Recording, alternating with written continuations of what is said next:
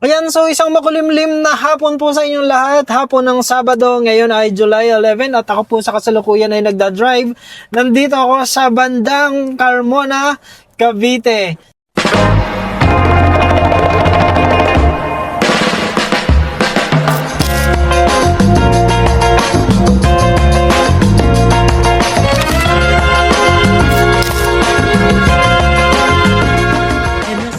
So, ngayong araw po ay gusto ko pong magpasalamat dun sa mga tao na nag-comment, nag-react, at nagustuhan yung ating mga ginawang awitin netong nakaraang 2 araw. So, 2 araw na, 2 kanta na po yung aking na-publish.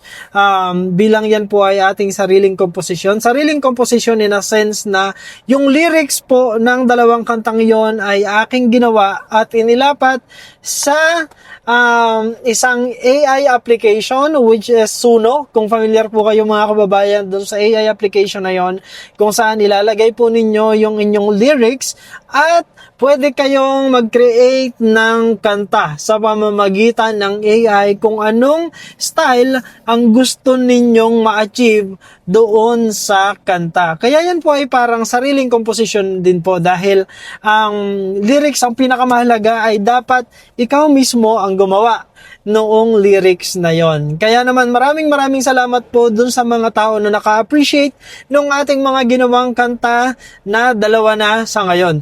So, gusto ko din po ang samantalahin na basahin din yung ilang mga komento dun sa ating kantang ginawa. Alam niyo po kasi isang bagay na napakaganda sa isang kanta ay talaga namang lahat ng tao halos ay makaka-relate.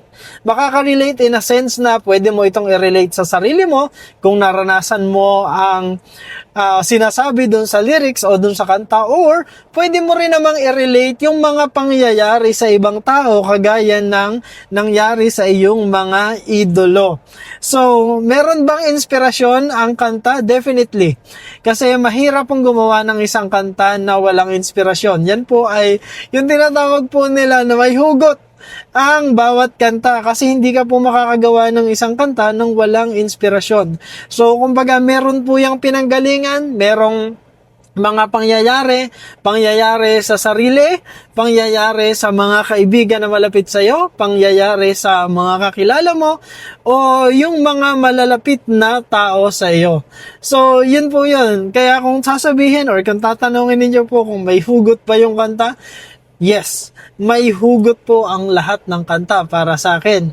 At kumbaga panapanahon din kung kailan applicable yan, syempre, merong mga makaka-appreciate kasi kasalukuyan nilang pinagdadaanan yung kung ano yung sinasabi sa kanta o kaya naman ay naranasan din nila in the past. Kaya nakaka-relate sila doon sa kanta. Yan po ang isa-isahin natin ngayong araw dahil sa totoo lang, hindi ko man isa-isang nare-replyan yung mga comments pero nababasa po natin yan at sobrang na-appreciate po natin. So, ngayon, sasamahan po tayo ni Doy, ang ating videographer, na basahin din yung ating mga komento doon sa ating kanta sa Facebook. Dahil, syempre po, ako po ay nagda-drive. Hindi naman po ako makakapagbasa at the same time ay makaka-comment. Kaya tutulungan po tayo ni Doy na magbasa ng inyong mga comment. Sige, simulan natin. Sige, Doy. Yung mga, alam mo yan, yung mga comment na nakarelate talaga sila at natuwa sila doon sa kanta. Whether nasaktan or na alala nila yung kanilang past or kung meron silang mga naalalang kakaiba. Sige, unang comment. Sabi ni Ma'am Elma, yes, noon, kabataan pa. Akala ko ako na, yung pala may iba na at nagpakasal agad sila. Anong kanta nga ito? Ito ba yung Di na ba ako? No. Yan, sa kantang Di na ba ako, grabe actually, medyo masakit po talaga yung kanta na Di na ba ako no? 'Di ba? Kasi parang syempre, pag naranasan mo yan, parang itatanong mo dun sa tao na mahal mo kung hindi na ba ikaw? Hindi na ba ikaw yung parang mahal niya?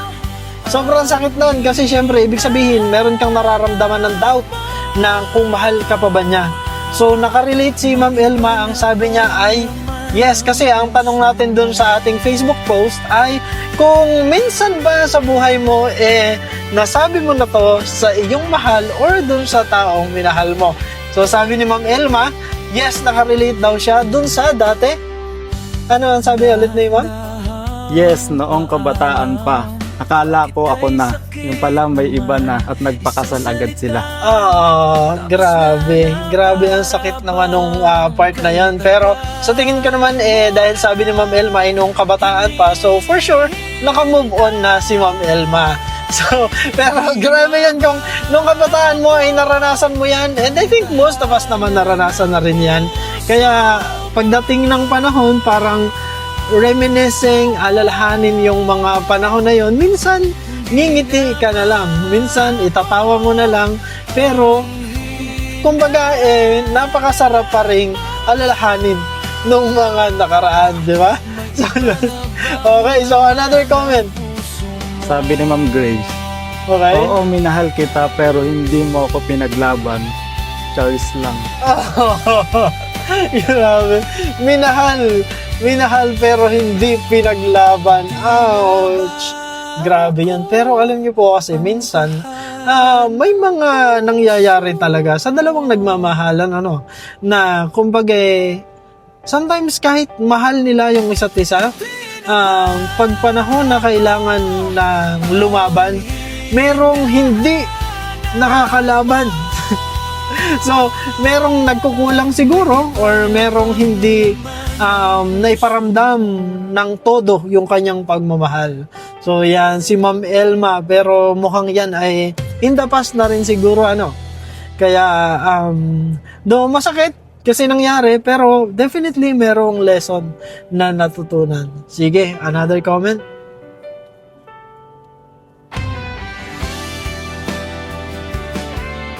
Okay, nakatulog na po yung ating tagabasa ng comment. Sabi ni Ma'am Tess, oo nga Sir Tots, ako din na-miss ko yung kulitan nilang dalawa. Tanong ko lang Sir Tots, hindi na ba sila gagawa ng teleserye? Oh, okay. So, sabi ko nga kanina, di ba? Parang, pag narinig natin kasi yung lyrics, pwede nating i-relate sa mga pangyayari in the past, pwedeng sa sarili or sa mga iniidolo or sa ating mga kaibigan. And this time, I think, nire-relate siya doon sa Chris Pao. Okay. Well, I think hindi naman talaga maiiwasan, kasi nga, dahil yung lyrics ng kanta ay somewhat nakaka-relate siguro or nai-relate din doon sa pangyayari doon sa Chris Pao. Ngayon doon po sa hindi na ba sila gagawa ng teleserye, sa totoo lang hindi ko po yan kayang sagutin. Dahil syempre, sabi nga, hindi naman po natin hawak kung ano ang mangyayari sa mga susunod na panahon, di ba? Gaya nung isang kanta natin na ang title ay Sa Tamang Panahon, who knows? Di ba? Hindi, mahirap pong magsalita ng tapos. Lalo pa nga, we don't normally or we don't usually close our doors, di ba? Yung gaya ng sabi ko po dati, na open lang, who knows? Hindi natin alam. Mahirap magsalita ng tapos. Tayo naman open sa possibility naman siguro yung dalawang parting involved. Kaya sana we'll see. Ayan. So yun muna po siguro yung aking masasabi sa ngayon, po, kasi mahirap naman po magsalita ng tapos. Alright, so another comment. Doon sa isa, mas maraming ibang comment doon. Doon sa Tamang Panahon. Sabi ni Ma'am Ria, yes naman, ang sakit kaya masaktan pag ibig, lalo na yung first love, hirap kalimutan. Totoo po yan. Yan yung sinasabi natin na parang first love never dies. Diba? Kapag tinanong ka kung sino yung first love mo, for sure, masasagot mo kagad yan. Kasi nga, hindi yun nawawala. Kasi yun yung unang beses na nagparamdam sa atin ng lahat. Nagparamdam ng pagmamahal, nagparamdam ng maganda, masarap na pakiramdam, at baka nagparamdam rin ng sakit sa karamihan. Dahil syempre, kapag ka first love po kasi, normally nangyayari yan dun sa mga edad na medyo bata pa tayo. And kahit naman mula pagkabata or sila yung first love at sila din ang nagkatuluyan, for sure, may mga moment o may mga pangyayari pa rin na nagbigay sa kanila ng painful experience, 'di ba? Kasi lahat naman po ng relasyon ay merong pinagdadaanan. Lahat ng relasyon naman nagkakasakitan in a way, I think, kasi wala naman pong perfectong relasyon. Ayan, syempre pa, basahin pa rin natin yung iba pong mga comments na natanggap natin sa ating mga viewers dun sa kanta naman na Sa Tamang Panahon. Naniniwala po ba kayo dun, mga kababayan? Yung tipong parang kung minsan merong dalawang nagmamahalan na hindi kaagad natutuloy doon sa happy ending. Kung minsan naghihiwalay, minsan may mga kanya-kanyang priority na inuna muna, pero in the end, sila din yung nagkatuloy. Diba? Marami pong mga ganong kwento na kumbaga may pagkakataon na nagsisimula yung kanilang love story pero hindi agad napupunta sa happy ending. Kumbaga, ang dami-daming pasikot-sikot na dinadaanan. Pero in the end, sila din. Pagdating nung tamang panahon, dumadating yung tamang panahon para sa kanila. So, diba? Marami pong ganong kwento. Sa magkakaalam ko. Sige. Basa muna tayo ng ilan pang mga comments at shoutout na rin natin yung ating mga nagko-comment and viewers. Ayan, sige. Ang comment ni Ma'am Angie Inson. Thank you so much, Ma'am Angie Inson. Alam mo, natin yan. Napaka-solid supporter and regular viewers natin yan. Mapa Facebook or YouTube. Ano ang comment ni Ma'am Angie Inson? Sana nga dumating yung tamang panahon na yun. Hanggang ngayon, yun pa din ang inaasahan ko. Na manumbalik ulit yung mga nakakapagpasaya sa puso ko noon. Yeah. Ayan, okay. So, maraming salamat po, Ma'am Angie Inson. Pagdating sa bagay na yun, syempre, kung ano yung nakakapagpasaya sa puso ni Ma'am Angie, sana nga ay dumating at mangyaring muli. Walang makapagsasabi. Panahon lamang ang makapagsasabi. Thank you po, Ma'am Angie. Ma'am Joycelyn. What a nice song. I love it. Naiiyak ako. Nakailang ulit akong pakinggan. May naaalala tuloy ako. Grabe, sir. Maraming salamat po. Ayan. Alam niyo po, medyo marami-rami yung nag-comment na naiyak sila dun sa song. Nakarelate sila doon sa song, naalala nila yung kanilang mga nakaraan or marami silang naalala doon sa kanta. Kaya naman maraming salamat po na kahit papaano in my very own simple way na paparamdam ko sa inyo yung mga dating damdamin na inyong nararamdaman. So, pero happy po ako na kahit papaano napapasaya ko po kayo. Though sabi nyo naiyak, so hindi siguro masaya yung naiyak. Pero I think kasi kumbaga may naalala kayo na memories, diba? So ayan, maraming salamat po. Sino yan? Si Ma'am Joycelyn? Ma'am Joycelyn. Maraming salamat po. Medyo traffic po dito sa SM Dasma. Malaki po yung build-up ng traffic kasi hanggang doon sa abot ng tanaw ko mukhang hindi gumagalaw ang mga sasakyan. Kasi nga po pala kasi netong umaga inaasikaso po namin yung mga bagay naman tungkol sa sasakyan para may kondisyon siya kasi nga po kami ay pupunta naman ng Mindoro. That's going to be on before July ends. Nandyan po kami sa Mindoro. Ako, si Renz at si Mastering Ring. Yan naman po ay para sa charity na gagawin natin sa isla ng Mindoro. Kaya inaanyayahan ko po kayo mga kababayan na sana po isuportahan ninyo kami sa aming gagawing charity. Kasi gaya nung nakita nyo po nung isang araw, di ba? Kumbaga parang tinitrain kami ni PJ ng narration and kung paano yung proper vlogging. So, yan po ay bahagi ng preparasyon para po dun sa aming pagpunta sa Mindoro. And who knows, baka malay natin, di ba? Baka maka-join din sa atin si Pugong dun sa Mindoro, dun sa ating pagpunta doon. Hindi po natin masasabi, pero tingnan po natin.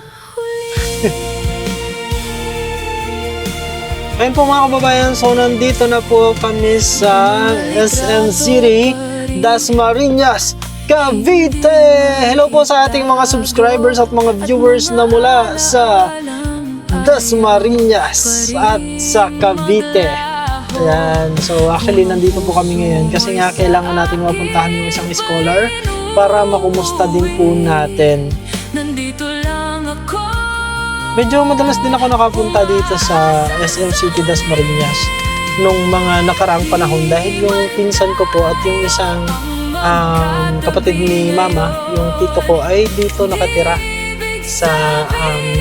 doon sila actually sa General Trias, pero dahil ito yung pinakamalapit na SM kaya nakakapunta po ako dito ng mga dating panahon. Okay na. Ayun, medyo umuulan po ngayon. Though hindi naman malakas, pero yung ambon na feeling ko kanina malakas bago kami dumating, pero ngayon ambon na lang po.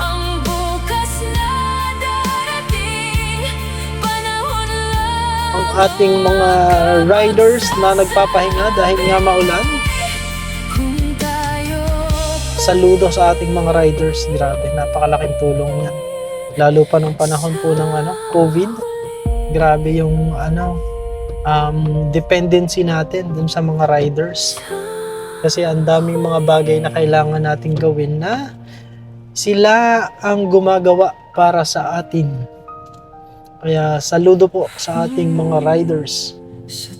Would it be Grab, Lalamove, Joyride, Angkas, ayan, yung atin pong mga kababayan na bagamat mahirap ang trabaho ay lumalaban ng patas. Saludo po sa inyo.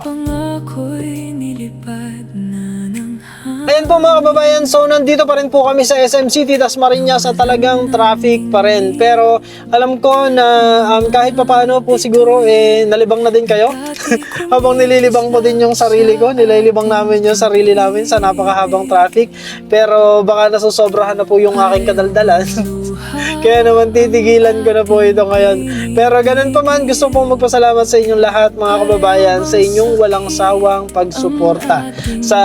At syempre pa gusto rin nating anyayahan po ang lahat na mag-subscribe din doon sa YouTube channel ng ating mga teachers na nasa Langilan or Facebook account ng mga teachers, mga educators na nasa Langilan. Si Sir Mark Capitana and si Sir Oyed, I think ay meron din siyang Facebook page. Kaya naman feel free to subscribe po or to follow para nang sa ganun ay makita nyo rin po yung mga araw-araw na kaganapan nila doon sa Sitio Langilan. Yan po ay sa Lugpong Kounganan Elementary School. And sa totoo lamang grabe, napakaganda ng experience namin dun sa sitio na yon kasi napaka-warm ng pag-welcome, napakababait ng mga bata, yung mga katutubo. Grabe talagang pagdating namin, nagbe-bless sila. And magagalang, namumupo sila pag kinakausap mo.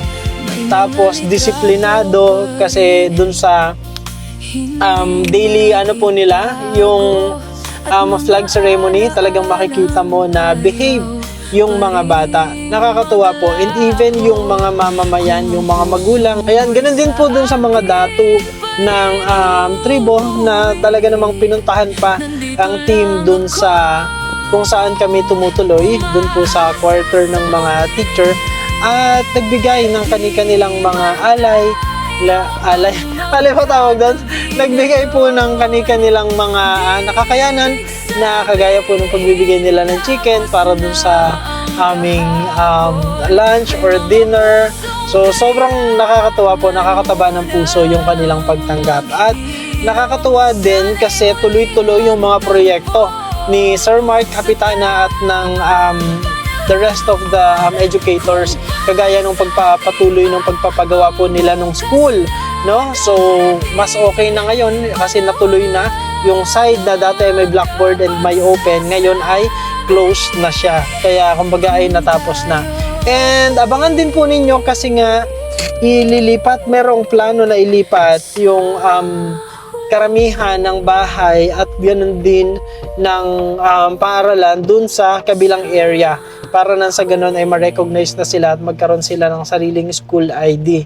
And syempre, yung in-announce po ni Pugong dun sa pagpunta natin na he will be giving 200,000 peso worth para sa pagpapagawa noong paaralan sa sitio Lugpong Koonganan. So, malapit na po yan. And ganun din ang pagbabalik ng PB team naman doon sa sitio Langilan, yan ay mangyayari sa August. Sometime in August ay mangyayari po ang pagbabalik ng PB team doon sa sitio Langilan. At dahil nasobrahan na po yung daldal ko ngayong araw, ako po ay magpapaalam na at magpapatuloy muna sa pagdadrive sa aming pagpunta doon sa ating scholar. Muli po mga kababayan, maraming salamat po sa inyong walang sawang pagsuporta, pagtangkilik sa aming mga video, panonood ng aming mga content, pag-follow sa aming Facebook, pag-subscribe sa aming mga YouTube channel. Maraming salamat po. At muli po kung nasasang panig man po kayo ng mundo, magandang umaga, magandang tanghali, magandang gabi, magandang araw po sa inyong lahat. At ang prayers po natin, tayo po lahat ay i-bless ni Lord. God bless us all. Thank you everyone and may you have a good rest of your day. Thank you and bye-bye.